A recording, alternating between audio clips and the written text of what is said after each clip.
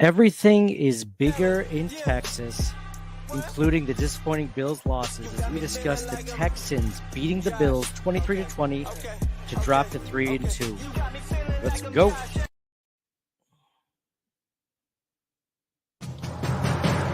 Hey, what's up, everybody? This is Pro Football Hall of Famer and former Buffalo Bill Andre Reed. You're listening to Nate and the Fellas on Circle the Wagons podcast. Nobody circles the wagons like the Buffalo Bills. Go Bills. Where else would you rather be than right here, right now? Hey, hey, let's go Buffalo. Hey, hey, let's go Buffalo. The Bills make me wanna shout. Hey, Bills Mafia, what is up? Welcome to another episode of Circling the Wagons, a Buffalo Bills podcast. I am your host, Nate. Guys, thank you so much for joining us. We are doing a live stream on Twitter. We are pre-recording this on YouTube and Facebook and Twitter, wherever you're listening to this.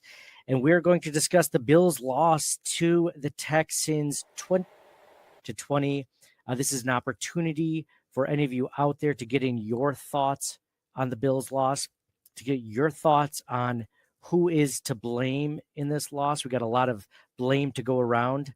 We can do the blame game if you want a little bit later on, see who we think is responsible for this loss. I think there's a lot of people, a lot of blame to go around by different individuals. We're going to discuss that. We'll do our sweet, sassy, molassy plays of the game, Wall of Fame, Wall of Shame, like we normally do. But a lot of this is going to be, if you want to react as a listener, this is your chance to do so. I can record you live, and I can give you that opportunity. First, I am Nate, your host, and I am doing this solo. Mike and John couldn't make it. I did it a day later. I haven't been feeling great the last couple of days. I don't know if you guys are, I don't know if it's a change in the seasons, it's allergies or whatever it is, but sinus infection, I have no idea, but wasn't feeling great. Still don't feel great, but I'm going to push through tonight to talk about this loss. This was crazy. This was a different loss than what we're normally used to as Bills fans, at least the week before that. The Ravens game that wasn't even close. It was a beatdown from the beginning by Baltimore, and it lasted all the way through the game. This game started off that way. It started to look like it was going to be a complete beatdown again, and then the Bills came to life. The defense started to respond to the Texans. I mean, it didn't hurt. The Texans lost Nico Collins, their best wide receiver, just on a wide open pass. That was pretty crazy. I don't know if you guys thought that was as crazy as I was, but rarely do you see a player get a wide open touchdown pass, walk into the end zone, and then leave the game with an injury. It almost seemed like it was going to be a sign that the Bills could potentially take this game and win it. And in true Bills fashion, they did not. As if you've been a Bills fan for more than 10 years, you realize that until the clock is 0-0, the Bills have not won the game. And this was one of those games, and the Bills were down, and then they kind of made it a game again, 17-20, 20-20. And you're like, okay, all right, well, they can force into overtime. Again, this was a game that wasn't close. As far as I'm concerned, the Bills got lucky with a couple of plays that went their way, but the defense did button up in the second half, and that's why the Bills were in it. It definitely wasn't because of the offense. It's because the defense was forcing turnovers. I'm thinking about that Dwayne Smoot strip of CJ Stroud deep in their territory in the Texans side of the field. That was a great play. Dorian Williams picked up the fumble. Bills got a field goal out of it. Not ideal. Later, Terrell Bernard intercepted a pass. Great play by Terrell Bernard. How much did we miss that guy? And still the Bills couldn't capitalize on it in the way that you wanted them to. And their offense was just lackluster. I mean, this is a team that should have a top 5, top 10 offense all the time. And they did through the first 3 weeks. They looked great. They were scoring 34 points, 35 points, 41 points. This was a good team. The problem is, in my opinion, now you guys let me know what you think, if you think that there's a better reason why the Bills lost. But to me, it starts with the Bills' offensive line. Now, I know there's a lot of reasons why the Bills lost. The offensive line isn't completely the reason. There's also a lack of weapons on the Bills' offense. There's also Josh Allen not playing well, not throwing to the hot route when the Texans or the Ravens are blitzing him. Poor decisions on that side of the ball. For sure, the defense didn't look great, but then again, like I said, they looked a lot better the second half. So what is the issue here for the Buffalo Bills? And if I think about it, Alan, the Bills don't have great wide receivers. And we talked last week about a chart that I mentioned from, I can't remember the gentleman's name that I posted on Twitter. I've retweeted a couple of times, but basically was, percentage of throws to wide open receivers versus how much of a separation the team's wide receivers had on any given play. And the Bills were like bottom 10 in wide receiver separation. They just don't have wide receivers that can separate. And it did not help that Khalil Shakir was injured. But my thinking or my thought process, and this was through week 4. So the Bills were still 3-1 at that point and still doing well with receivers that couldn't separate. I think the big difference is between this week, last week, and the first 3 weeks is that Josh Allen just doesn't have the time to actually wait for his guys to get open, the guys that can't separate, to give them a chance to actually separate. By standing in the pocket, it feels like, now I don't have numbers to support this right now, but as a fan watching the game, you're seeing several different times in each drive where Josh Allen is getting immediate pressure. And I'm not talking pressure necessarily a free runner, although that happens as well. But I'm talking Josh steps back, goes to throw, and he's already got to make a move to dodge a defender. Now, C.J. Stroud didn't really have to deal with that a whole lot from the Bills' pass rush. Of course, the Bills missing Von Miller. The Ravens didn't really have to worry about that the week beforehand. The Bills have consistently worried about that the last 2 weeks. And my thought process is, if you give Josh time, he will find guys that are open. The Bills don't have great receivers, but between Kincaid, Knox, Shakir when he's healthy, Keon Coleman, Marquez Valdez-Scantling, even though I don't know, Mac Hollins, which we're going to get into Mac Hollins later, and Curtis Samuel, we're also going to get into later. Like, you can eventually find one of those guys open. And that doesn't include James Cook out of the backfield, Ty Johnson, Ray Davis. There's options out there. It's just a matter of giving him time. And I think the second thing that I think was one of the biggest reasons that the Bills lost was coaching. I mean, Joe Brady wasn't doing a good enough job scheming these guys open. Was he giving Josh Allen a good hot read in case there was a blitz? It just felt like there wasn't a lot of motion the last couple of weeks, a lot of pre-snap motion. I don't know why they're going away from that. Some people were saying it's because of being in an opposing stadiums with a fan base that's really loud. It's hard to do that. I don't necessarily get that completely. They still find a way to snap the ball. Normally I don't get that. There's something behind that, which I guess I don't understand. But to me, that I've seen other players do that in our stadium, so I don't know why we can't do that in other players' stadiums. So I think it's Joe Brady. I think the game plan was pretty rough. I mean, the run game was starting to do well, but then again, wasn't able to really get off the ground. I think this has just been a really rough game plan for Joe Brady and the Buffalo Bills. And it's not even that it's a bad game plan. I think teams are finally figuring out, after 3 weeks, the Buffalo Bills offense. And if you remember, the Bills looked good under Ken Dorsey the first few games, and then they hit a rut. And right now, I think what's happening is Joe Brady's hitting a rut. Now, how he gets out of that rut will determine how the Bills do offensively this season.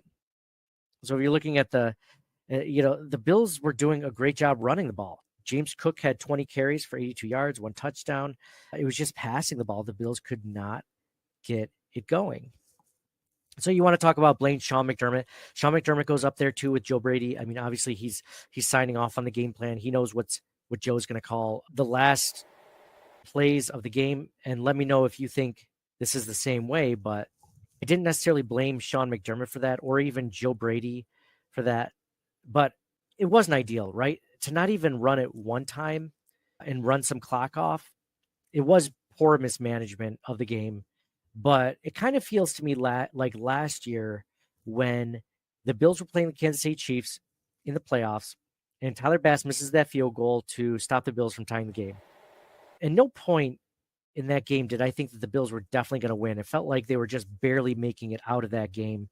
I just didn't get the feeling like they were going to win. I felt the same way about this Texans win. If the Bills were able to get a tie, and actually force it into overtime, I didn't have any confidence in this offense in making a stop. So I don't know if you guys did, but I mean, just so happens, like, let's say the Bills did run it 3 times, ended the game, went into overtime. The Bills get the ball first half or first part of overtime. I don't necessarily see the Bills making it down the field for even a field goal. So that's kind of what my thoughts were on the game. I go offensive line, I go Joe Brady / kind of Sean McDermott.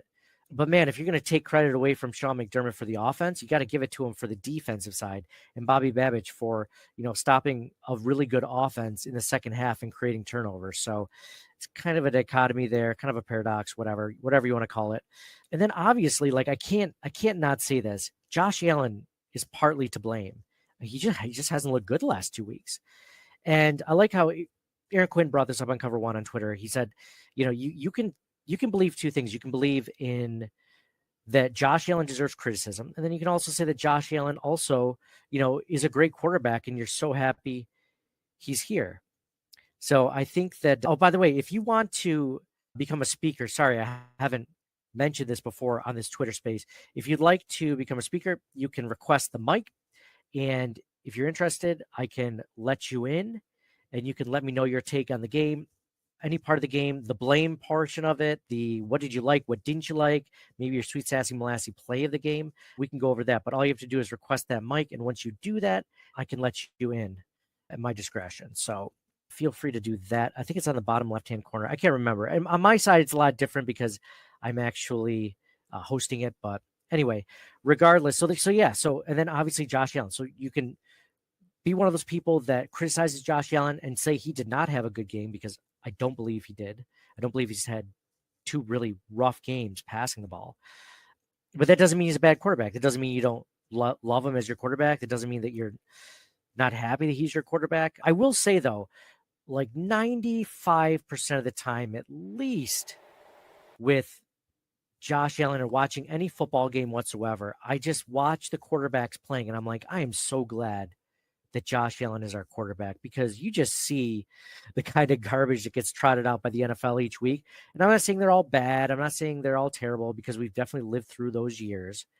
But how happy are you that Josh Allen is your quarterback when you get to watch most of these games? The caveat I'll say to that is CJ Stroud looks really good. He looks really good. And I know he made some mistakes. He's not, I don't even think he's better than Josh Allen, but I mean, he looks good.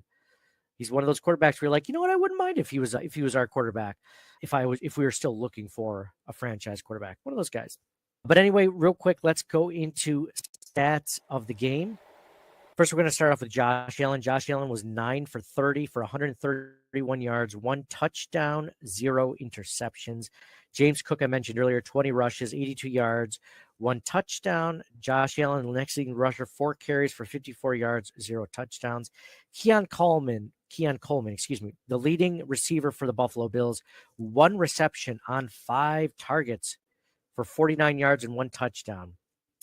Dalton Kincaid, 2 receptions on 6 targets for 34 yards. And then Mac Hollins, 2 receptions on 6 targets for 27 yards. Now, this is a perfect opportunity to talk about Mac Hollins. Now, I like Mac Hollins. I don't want to start this discussion out with saying that I don't like the guy. He's cool. He's got cool vibes. He's a tall guy. He's a vet. He's bounced around the league. The problem I have with Mac Hollins isn't so much the player that he is, because I think he is what he is. He's like, I guess I'm trying to think of like a comparison that the Bills have had in recent past. He's not Deontay Hardy, maybe a Trent Sherfield, right? Like it's a let's see what happens, right? Like let's hope he turns into something, right? And he's shown some decent plays. Like there was that touchdown, I think it was week 1 or week 2, I can't remember, but looked pretty good there. The problem I have is that they consistently keep giving Mac Hollins like wide receiver 1, wide receiver 2 snaps and targets. That's my problem with Mac Hollins. Like I like the guy, but you shouldn't be treating him like he's, your Stephon Diggs or whatever. This is a guy, like I said, 31 years old, bounced around the league. He's never proven to be a great wide receiver. He's not bad. But when you look at a guy like Curtis Samuel, who you paid $24 million to in the offseason, a guy who was almost 1,000-yard receiver, and had his best season under Joe Brady as a coordinator. Guy that's proven, like, even with, quarterbacks that were inconsistent, like, he still put up decent numbers. And he had 1 reception on 4 targets for 0 yards. Their usage of Curtis Samuel is just baffling. It's baffling to the point where the only way that I can justify the way that they're using Curtis Samuel, or the way that they're not using Curtis Samuel, is that he still has that lingering turf toe injury. That's the only thing I can think of. I could definitely see that being an issue, but he's not showing up in the injury report. So how would you know if it was an issue? So he's not showing up in the injury report. My guess is that for some reason, either Josh doesn't trust him, or Joe. Again, this is Joe Brady's guy for when he was with the Panthers, and I'm sure he was probably, going to bat for him being signed to the Buffalo Bills, so they'd have a player like that. I'm not sure why they're not utilizing Curtis Samuel, and I shouldn't blame Mac Hollins. It's not Mac Hollins' fault that he's not getting utilized, but I mean, the guy's missing. He's missing from the offense. This is a guy who I could see, like, because Khalil Shakir was the only Bills wide receiver that had taken snaps with Josh Allen in the, previous to the season. I thought for sure that this Curtis Samuel could be a wide receiver 1, wide receiver 2 for the Buffalo Bills. And I mean, right now, what is he, wide receiver 4? Like, it's not good. And it was fine the first 3 weeks because everyone eats, but this last week, everyone was starving. I mean, 9 for 30. Josh was 9 for 30. I mean, that is an abysmal game. I can't remember. I think Josh had a game like this when he was a rookie, maybe against the Packers, but I haven't seen Josh play like that since then. So more rushing yards and passing yards, not a good sign for the Buffalo Bills. On the other hand, C.J. Stroud, 28 for 38, 331 yards, 1 touchdown, 1 interception. Cam Akers, leading rusher, 9 carries for 42 yards, 1 touchdown. Ogunbawa it's interesting. He had 15 carries for 30 yards. Oh, I'm sorry, Ogunbowale. 15 carries for 30 yards. He had a halfway decent game. He showed up when it mattered for the Texans. Stephon Diggs, the leading receiver. I mean, how much did he love that? 6 receptions on 8 targets for 82 yards, 0 touchdowns. Nico Collins was the next one, 2 receptions on 2 targets for 78 yards and 1 touchdown. He had that 67-yard touchdown early in the game. So lots of discussion here. As far as, I'm going to talk about Stephon Diggs for a minute. I don't wish any ill will on Stephon Diggs. When he was here, man, he was good. When his mind was in it, when he was fully bought in to the team, he was good. He was top 5 good. And I miss that because we don't have that. And I also kind of miss, in like a weird way, the friendship that Josh Allen and he had. Like, I know Josh gets along. He's easily a guy's guy, right? Like, he gets along with all his teammates. He has cool handshakes with all of them. I get it. But there was just something kind of special, it felt like, between he and Diggs. Like, I mean, they were on the cover of the Sports Illustrated SI Kids, BFFs issue. The kind words that they said about each other back and forth in post-game interviews and stuff like that, man, it's just unfortunate that it happened the way it did. It doesn't change anything, but I don't wish ill will on the guy. I don't see him and hope that he does terrible throughout the season. Now, when the Bills play him, do I hope the Bills beat them? Of course, but I don't root against the guy. It was interesting that off the field interaction between the two, where Josh said something really short and Stephon said something really short, and it was kind of like a forced goodbye. You can tell there's something there. Whatever it is, I probably never know, but there's definitely something there. So, and Stephon Diggs said it meant a lot to him in the post-game press conference or locker room interview that he did. He said it meant a lot to him. And not for nothing, it felt like Stephon Diggs was going to cry a little bit. Really emotional win for Stephon Diggs. Felt like he really proved something. Had the game circled on his calendar, even though he said he didn't. he said, how could you not? But he felt like he was going to cry. It felt like he was, a couple steps away from that TO, like, crying, like, that's my quarterback. But we know Stephon's an emotional guy. It's just not the guy that we're used to. I mean, us as Bills fans, like, I remember after the big controversy the last offseason where Josh and Stephon didn't talk the entire offseason. Stephon comes in the first day and leaves the building, upset about something before anything actually got going. And at that moment, you're like, what's going on? The Bills are screwed. Like, what's going on between Josh Allen and Stephon Diggs? Sean McDermott said he was very concerned about everything. And then Stephon Diggs comes in the next day, does a little powwow with the media. He flashes his $1 million smile, pulls up a chair completely. He's almost flirting with the Buffalo media at that point. So like super confident guy. I mean, the guy's like, he's not even, I wouldn't even say cocky because he's just overflowing with confidence. Like, I wish most of us wish we had that sort of confidence in our lives. So to the point where he's like, pull up a chair, let me, yeah, it's everything's good. He was not that way after the Bills game. He was emotional about it, and good for him.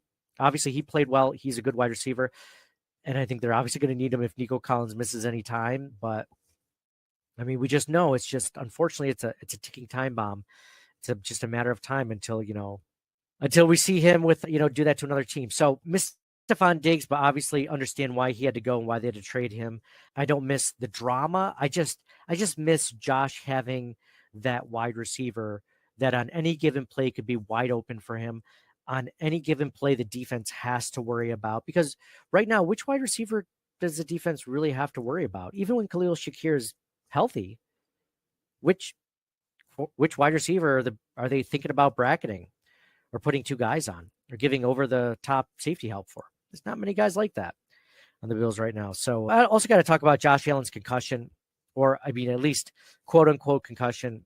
It was hard to tell, like based on, I just retweeted this quote from Sean McDermott saying it definitely was a concussion. I'm not so sure. Again, I'm not 100% sure if it was a concussion or not. It looked like it from the beginning. His body went limp, but then I could have remembered, and I can't find video of it.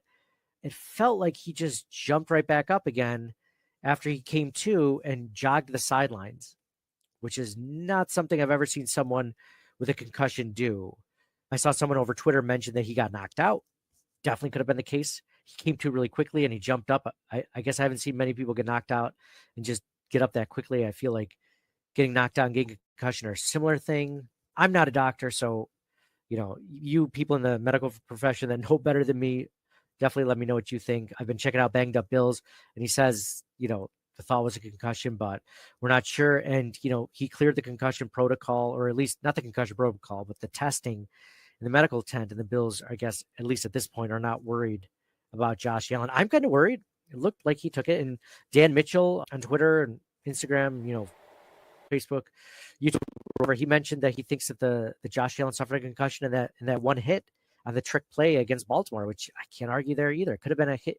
But what I will take exception to is if you check out Josh Allen concussion, which I did because I was trying to get all the clips of it, and hopefully see, what happened after he got down and got back up again.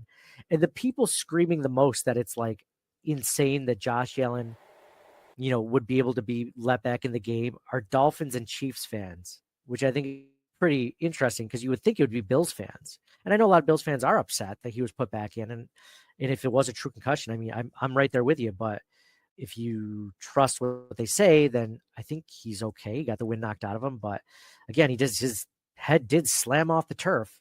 So what do you do there? But again, like if you search Josh Allen concussion in Twitter, it's like, Dolphins fan here. I can't believe they let him back in, Chiefs fan.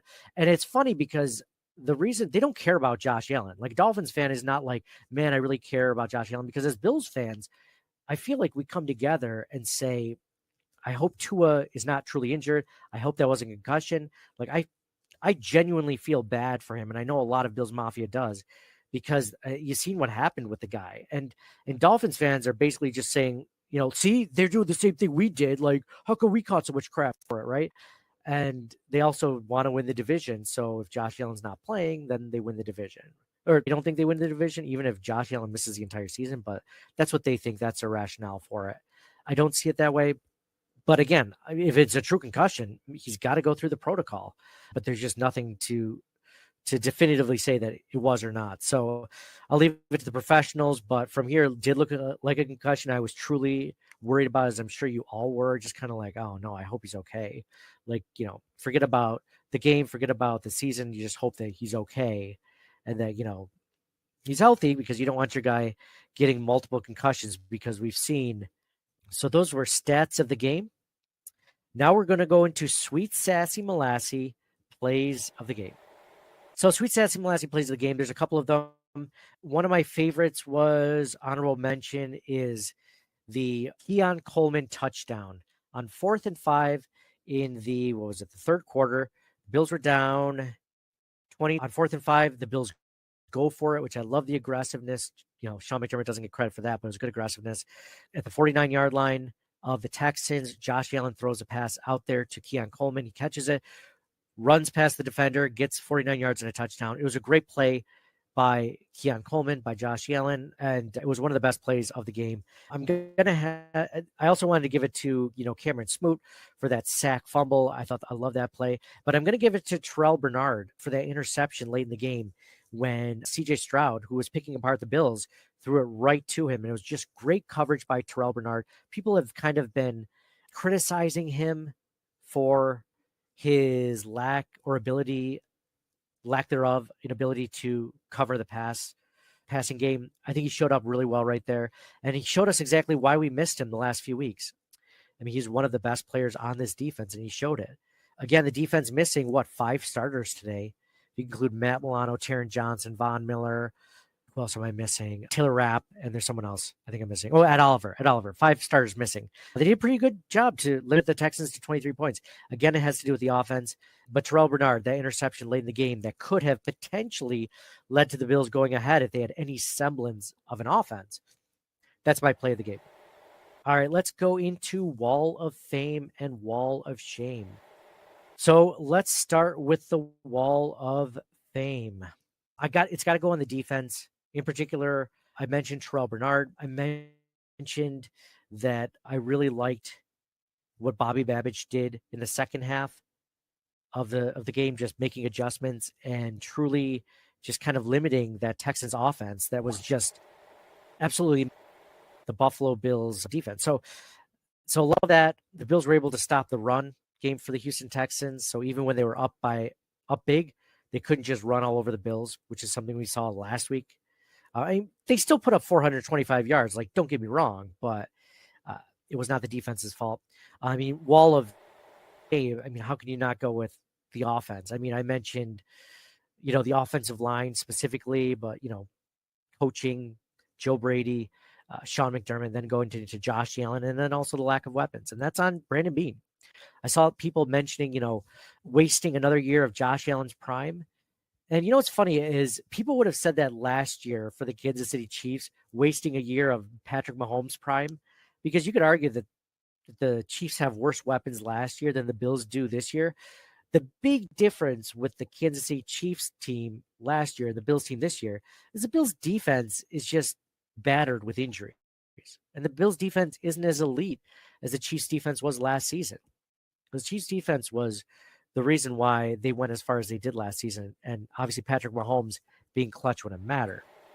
But the Bills don't have that defense. If the Bills had that defense, I think the Bills are 4-1 right now. I think that's probably what happens. If the Bills get, had those 5 starters I just mentioned back, they're probably 4-1. But that's not the way it is. So Wall of Shame, Wall of Fame. Let's go into some hot takes from Bills Mafia. Now, after every Bills game, I write on Twitter, who or what is on your, what are your fire takes for the Bills' loss or win against the opposing team? And you guys never disappoint. Usually never disappoint. But Pete Ski says they should have done 3 straight rushing plays and made Houston use their timeouts. I was yelling at the television. Yeah, I can't argue with that. Agree 100%, Pete Ski. And you know what I said earlier about, that I didn't think the Bills would win even if they made it into overtime. I stand by that, but it doesn't mean that they couldn't have won, right? Like they still could have had a chance. I'll tell you what, they would have had a better chance that way. But then again, we didn't know that they were going to have an incomplete pass, all 3 passes. Maybe that was part of the concussion. We don't know. But, if they had run it 3 straight times right into the line, I feel like more of Bills Mafia would have been criticizing Sean McDermott for not being aggressive enough. So sometimes, man, you're damned if you do and you're damned if you don't. So Last Rights Design said, why the bleep are you throwing it from your own 3? Again, Buffalo Ben says, once again, we lost due to terrible coaching. I think he meant we lost a a close game due to terrible coaching. It's a window for the Super Bowl here. It matters when you get hot, right? If you make the playoffs and you get hot at the right time, like getting Matt Milano back in December hot, Khalil Shakir, possibly. Brandon Bean trading for a wide receiver at the trade deadline. That's definitely possible. By the way, if the Bills did trade for a wide receiver at the trade deadline, I mean, who would you consider? I mean, what skills would you look for in that wide receiver? Because the Bills have length. They have guys that are tall. They have Mac Hollins. They have Marquez Valdez-Scantling. They have, Keon Coleman, tall guy, 6'3", 6'4". They have speed. They have Curtis Samuel. They have Khalil Shakir. They do have speed. Marquez Valdez-Scantling is fast too. I mean, they have speed on their team. I didn't even mention Dalton Kincaid and Dawson Knox. Tall guys can catch the ball. I'm not sure what they go for. I mean, because they're not going to get Devontae Adams. I mean, it's just not going to happen, right? And even if they do you want to get another, unhappy wide receiver who's been bouncing around from team to team on your roster and be on the hook for the next 4 or 5 years? I don't think Bean wants that. If that was the case, we would have kept Stephon Diggs, right? So I don't think it's closed. This is a bad year, though. I mean, this could have been, a lot of these teams are now exposing the weaknesses that we all saw before the season started. So I'm just wondering if there's another loss before people start wondering if it's Haley Steinfeld's fault as to why Josh Allen's not playing well or something like that. We'll see. Joe Chinelli writes, Josh Allen cannot do it on his own. I thought he could, and it seemed Bean thought the same. We need one or both of those wide receivers who are on the trading block. Rob Crippen says everyone eats, putting his hands up there. I guess everyone eats. Everyone was starving. Everyone was fasting. It was not a lot of people eating out there. That's funny. Andrew Freeman said, my dad told me that Fairburn might miss the field goal. I said he would make it. They always do. I watched a kicker make a 60-yarder in a rainstorm against them. Oh, yeah, they always make it against the Buffalo Bills. I'm pretty sure that's a given. Ye old Nerdcast says, not challenging that Dalton Kincaid catch I knew was going to hurt. Could have totally shifted this game, but man, we have to play a play for a top wide out. Don't much care which one. We have to make a play. I think he means make a play. Dalton Kincaid, them not challenging, I did think was kind of surprising. Usually Sean McDermott challenges those plays. I'm surprised he didn't, especially with the offense reeling as much as it was. Maybe he was just worried he wouldn't keep the timeout. To be honest, the way I saw it was the ball shifted slightly in his hand. I think that the way that the NFL is, the way that the NFL officiates, that they would have, the Bills would have won that challenge, unfortunately. So I agree he should have done it. There was a chance, but I don't think it definitely would have happened. I think there was just a little bit enough of a, he caught the ball. He didn't lose possession of it, but at the same time, he didn't hold it next to him while his feet were in bounds. So I don't think they keep it with him. I could be wrong. God knows I've been wrong before. Ask my wife. So he'll make something of his injured defense and then not challenge Kincaid catch. The second half was an amazing comeback, and we have a formula that works offensively. I'm not worried. Defense had many new faces. Backups were hungry. Hyde and Poyer are sorely missed. Absolutely. I mean, I was kind of excited to see Cole Bishop back there because I wanted to see what the rookie could do. I mean, you're talking about a guy who is more gifted athletically than Hyde and Poyer ever were, size-wise, agility-wise, athletically, just got beat deep. And Hyde and Poyer really never let that happen very often, did they? Man, that's tough. Buffalo Jill said, I shouldn't have worn my new hat. I didn't change it until halftime. I take this L on my shoulders. And Josh Allen, what the F was that, Joshy? Buffalo Jill, that's not your fault, man. I feel like Robin Williams in Good Will Hunting. It's not your fault. Well, I shouldn't have worn my new hat. It's not your fault. Oh, I didn't change it till halftime. It's not your fault. Buffalo Jill, it's not your fault. I wish I was in Buffalo at Saxon. Dave says the defense, with almost as many injuries as they've got starters, gave our healthy-ish offense enough chance to win. They crapped the bed. My hot take is we're actually bad. I'm not ready to say that. I think they had 2 bad games against 2 good teams, but maybe this team isn't bad, but maybe the team isn't as good as it was the last few seasons, right? Like, I don't think it's a bad team, but maybe this is like the Dolphins last season. You go 10-7 and you just can't beat any good teams. That's all. Owen says the fact that we lost like that, I'd rather lose lose an OT. But like at this point, I don't know if my brain can deal with the stress of the next upcoming games. The last two have been brutal to watch. Yeah. Yeah. John Yackel writes, getting a power ranking of number one after playing 3 weak teams was very premature. Bill's new ranking is likely going to be between 10 and 15. That's a fast drop. Absolutely. All Perspect TV says, Coach, can someone show some post-game emotion? Well, they don't want to show emotion when they lose, right? They don't want to show how rough it is. Enough. Get Adams or a legitimate wide receiver. Eat the picks. Not one filler wide receiver has stepped up. We're spinning wheels. And by the way, Anakin, I think, is talking about all like filler wide receivers that we've had. I mean, I mentioned Deontay Hardy, Trent Sherfield. I mean, how many guys have we had like that just never seem to pan out? I mean, I'd say Cole Beasley and maybe Emmanuel Sanders for that one season, maybe John Brown for that one season, but not a lot. Not a lot. Mike, what day is it? Says it's time to fire McDermott. I'm going to say that. I'm not saying it's time to fire McDermott. I mean, if you just admit that this team is devoid of talent just so that they could get Stephon Diggs off their roster and make room for next season and seasons in the future, then you're saying that, he's already working with less of a roster. So is it time to fire him, or is it time to just say that it's a bad year? I don't know. Alex and her says that the coaching on this team is hurting this team more than the players are. I can't disagree with that. Bill's Polka writes, Mac Hollins is an attractive man who is bad at football. I can't speak to the first one necessarily, but he's not bad at football. He's just Mac Hollins at football, right? He's not bad at it. He's just what he's always been. Just not great at it, right? Like he's not really good at it. I don't necessarily think he's bad. AJ Tharp said, I can't believe we lost to a team play in the XFL. I love that take. I hate those Houston H-Town uniforms. I usually love these alternate uniforms. Did not like that one. I thought it was terrible. I thought it looked awful. I hope the Bills finally give us an alternate uniform when we wanted the red Buffalo helmet. They might end up giving us something stupid like that we never wanted. Buffalo Jill says, not capitalizing on that fumble recovery with a touchdown was the end for us. Absolutely. Absolutely. That was a time. If you were going to show that you're a good team, you take advantage of that as good as you can. So, all right. Ichabod Crane says, my take, which is perfect for this time of year, Ichabod Crane. My take, we've already lost 2 straight games to 2 AFC opponents who we are all but sure to see in the playoffs. We need a new coach, dog. I'm cheering till the day I die, but I'm not going to gaslight myself into thinking McDermott is a coach we'll win, not just go to a Super Bowl with. I've never been on the fire McDermott bandwagon, and I'm not ready to get on yet.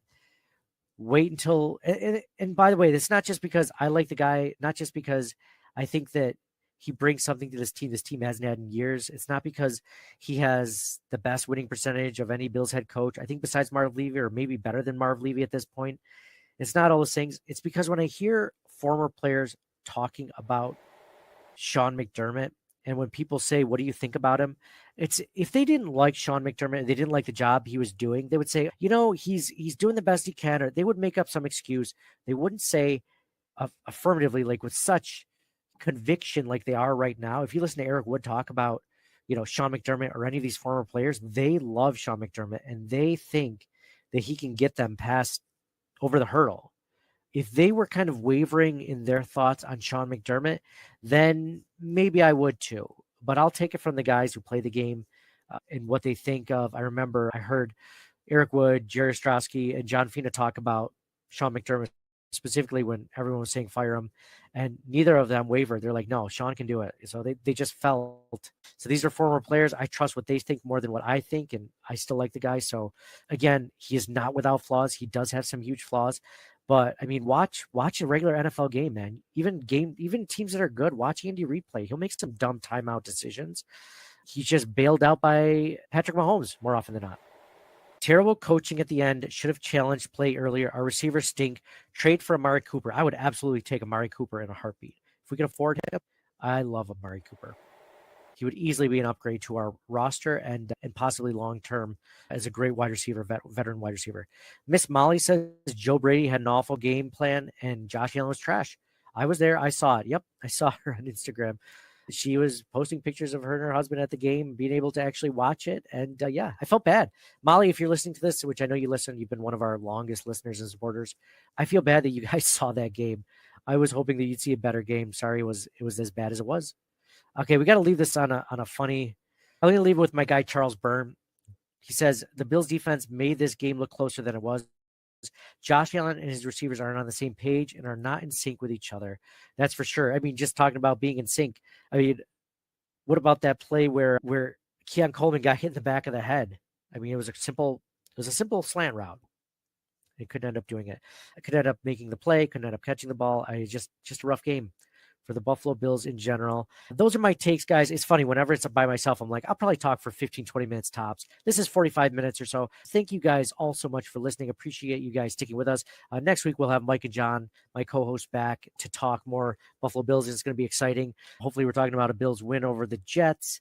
And yeah, so again, this was a tough game. It was a winnable game, and a few things go the Bills' way. They might have won. I wouldn't have felt more confident about the Bills if somehow they got a pick six and won the game. It just didn't feel like they're weak. I don't know what's going on with Josh Allen. Hopefully he's not injured, but he needs to work with Joe Brady day and night this next week to find out a game plan to get over the Jets and to get over whatever rut they're in, because they're definitely in a rut. So thank you guys all for listening. So for me, Nate, go Bills. Appreciate you all listening, downloading, subscribing.